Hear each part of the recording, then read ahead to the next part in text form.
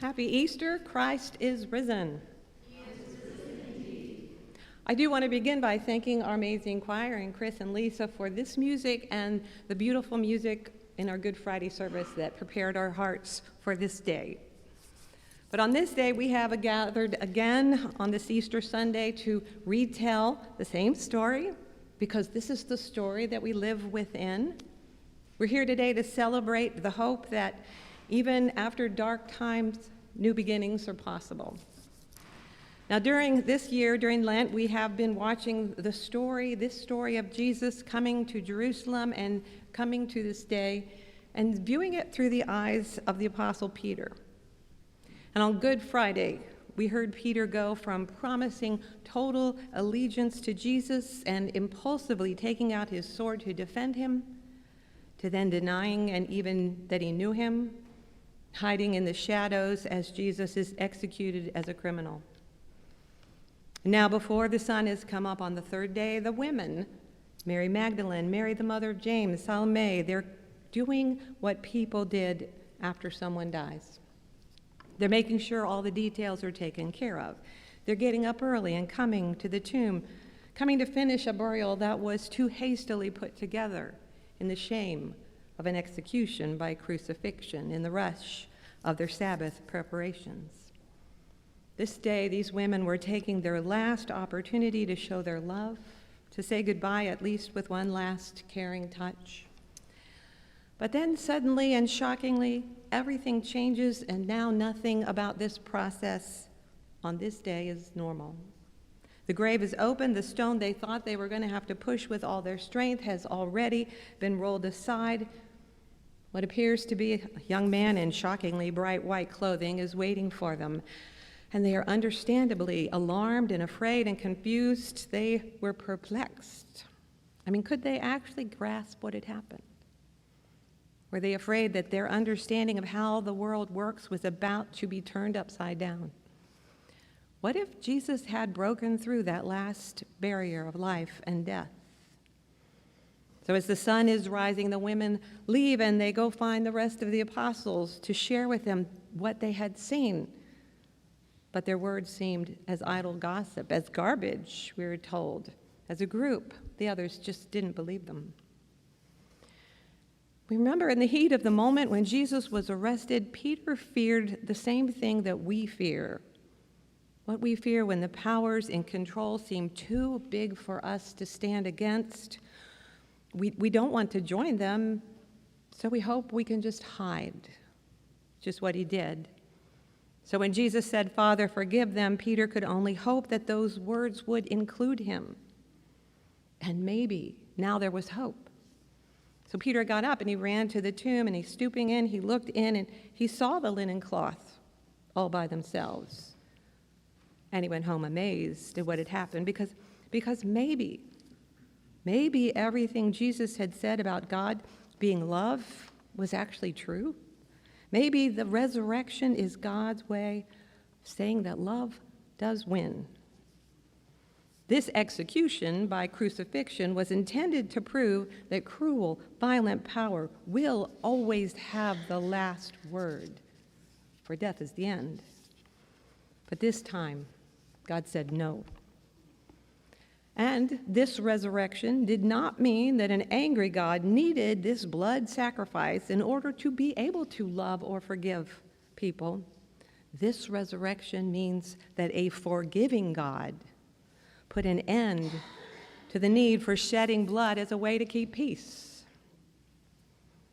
Now, back in Leviticus 16, we see the beginning, the ritualization of what we now call scapegoating. For on the Day of Atonement, a priest laid hands on an escaping goat, placing all the sins of the Israelite people from the previous year onto that animal. And the goat was taken out into the wilderness and left there. And the people could go home rejoicing that their sin had been removed from their community. And then throughout history, peoples and nations and religions have used this strategy to bring peace to their own people by choosing other people to take the blame for their problems, for their internal conflicts. So whether it has been in the past the burning of supposed heretics at a stake, or crusading armies, or white Americans lynching of black men, whenever the outsider is excluded, the insiders feel relieved, at least for a little while. Richard Rohr reminds us that the central message of Jesus on love of enemies and forgiveness and care for those who are at the bottom, well, that was supposed to make scapegoating impossible, unthinkable. Yet throughout history, many Christians have worshiped Jesus as this ultimate scapegoat on Sundays. And on the 6 other days of the week, made scapegoats out of others, out of Jews or Muslims or other denominations, heretics, sinners, the poor, anyone not like themselves. Scapegoating depends on the ability to compartmentalize, to divide the world into the pure over here and the impure over there. And it does give us a sense of order and control and superiority. But then Jesus willingly becomes a scapegoat to draw attention to this process. He submits to death on a cross to draw attention away from those who are often scapegoated. For we know that in his life he befriended and healed the poor and the disabled. He championed women. He welcomed the outsiders. In his death, he becomes the disabled, the women, the outsiders. He becomes the scapegoat to end all scapegoats, to expose the truth in order to end this human process of blame and violence once and for all. Dr. Kelly Brown Douglas says, the good news was that the crucifying powers of evil have been defeated. The resurrection is God's definitive victory over that power of evil in our world. The cross as an instrument of death is defeated by a life-giving rather than life-negating force. For God's power is unlike human power. It is not a power that diminishes the life of another so that others might live. God's power respects the integrity of all humans, all human bodies, all sanctity of life. This is resurrecting power. God's power never expresses itself through the humiliation or the denigration of another. It does not triumph over life. It conquers death through the power of compassion. And in his Meditations on the Heart, Howard Thurman reminds us that compassion is the awareness that where my life begins is where our life begins. It's awareness that the joys of my heart are never mine alone, nor are my sorrows. Compassion is God's enlarging of the boundaries of my heart. And this is what the resurrection is all about, enlarging the boundaries of our hearts when we see that there are no boundaries to God's heart. Now, it was going to take time for those first disciples to absorb the immensity of what they had seen on that first Easter morning. But gradually, they were changed by the events of this day. After that first Easter, we might ask, what tangible evidence was there that anything unusual had occurred on that day?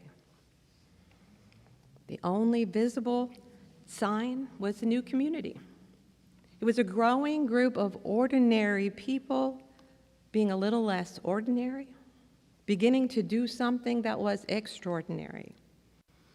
Gradually, the world began to see that something remarkable was happening in this group of people. A spirit was at work, enabling them to face that which normally defeats us in life. Somehow, this new community had a power which turned strangers into friends, turned wounded people into healers, once self-centered folks into servants of others, and victims into being people who could now live victoriously. So the story of Easter is not over at the empty tomb. What we celebrate today is not the end, it is just the beginning. Resurrection isn't a conclusion, it's a new beginning, it's an invitation. This triumph over death and hate is not the end. Instead, this story that we read today is setting us up to continue the story of God's redemption in the world. Easter means that there is a lot of meaningful work for us to do, work that gives our lives purpose and hope. For we are called to stand up to the powers that depend on violence and fear and death. Now, we most likely are not going to see the final victory before our earthly bodies give out. But the resurrection is the promise that this work continues and will be complete someday. But for now, we know this. We know that Jesus willingly took the violence, the contempt, the hatred of this world, and he allowed them to take his life. He chose to be the scapegoat, the sacrifice. He refused to waver in his message of universal love and grace and liberation, knowing full well that that message would take his life. And in doing this, he took an instrument of torture and turned it into a symbol of hope and communion. So now we can wear a cross as a sign of hope instead of a sign of helplessness and death. Now, we can start noticing where scapegoating is still happening in our world, in our time. Think about how can we step in?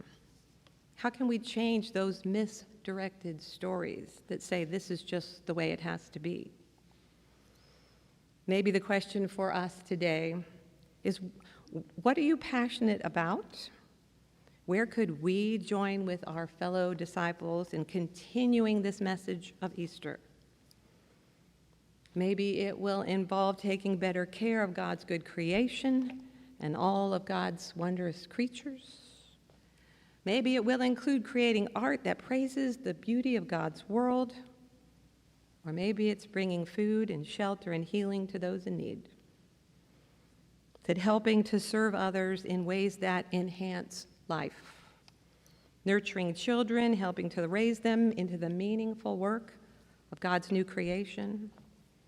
Whatever your gifts, whatever your passions, when we say Christ is risen, it means there's work to do. Knowing that the first Easter was just the very beginning. And God does work in long timelines, because God is working through the power of love, not force, not coercion. The resurrection that we celebrate today tells us that the God of creation who loves unconditionally would not let an execution have the last word. Finally, love could become the meaning of the cross.